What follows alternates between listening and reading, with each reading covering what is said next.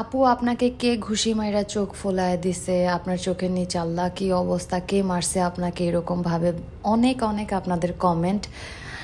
কালকে রাতে যখন আমি লাইভে আসছি, ওই লাইভটার পরে যখন আপনারা দেখছেন আমার চোখের নিচে মানে ফুইলা গেছে বা ব্লাড জমে গেছে, তখন থেকে আপনাদের মনে এত বেশি কোশ্চেন যে আমাকে কে মারছে।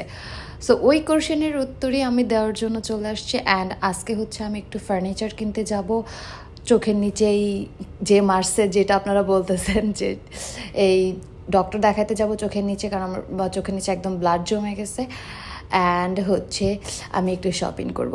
আর এই ফাঁকে হচ্ছে আমি আজকে বেড়াইতে আসছি জাকির বাসায়। তো জাকির মামি হচ্ছে মূলার কি বলে পরোটা বানাইছে। আমি ফার্স্টে হচ্ছে মূলা পরোটা খাইছি।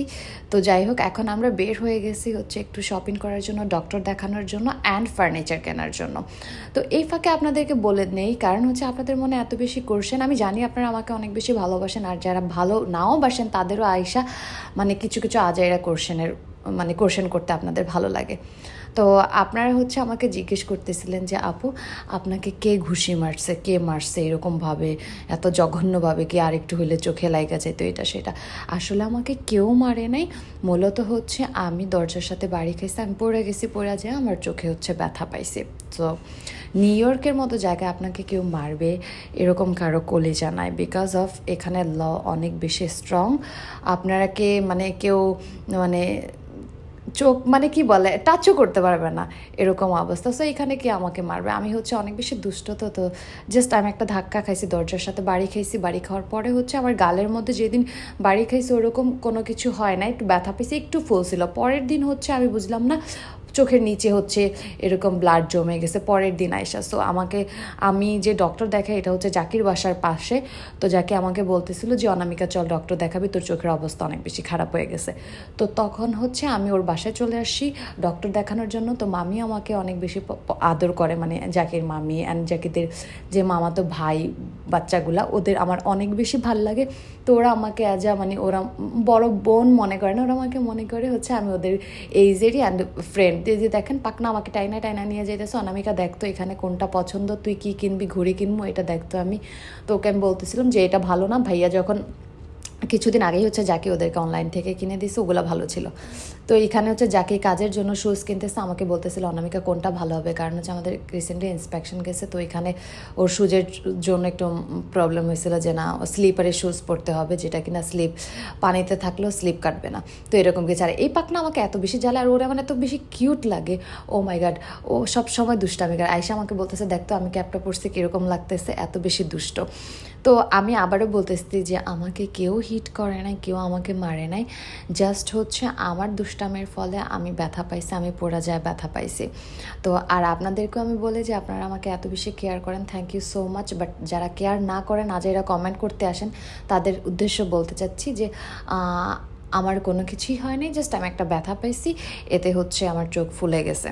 আর আমি ডক্টর দেখাইছি অ্যান্ড ডক্টর বলছে যে এইটার জন্য আমার যদি পেইন লাগতো, এখন আমার কোনো পেইন লাগতেছে না, শুধুমাত্র ব্লাড জমা হয়ে গেছে।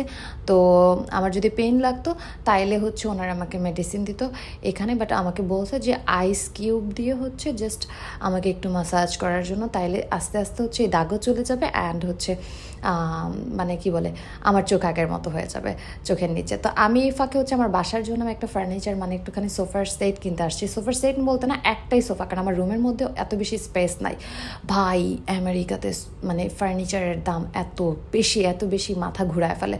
জাস্ট 3 জন বসার জন্য আমি যে সোফার মধ্যে বসছি, এই সোফার প্রাইস হচ্ছে উনি বলতেছে $399, অলমোস্ট হচ্ছে $400। $400 মানে বাংলাদেশি টাকায় 40,000-45,000 টাকার মতো। তো একটা সোফা বেলভেটের, তো আবার নর্মাল সোফা, এই যে দেখেন লালটা বলতেছে ওনারা হচ্ছে $699, মানে 60-70,000 টাকা শুধুমাত্র এইটা ছোটোটা।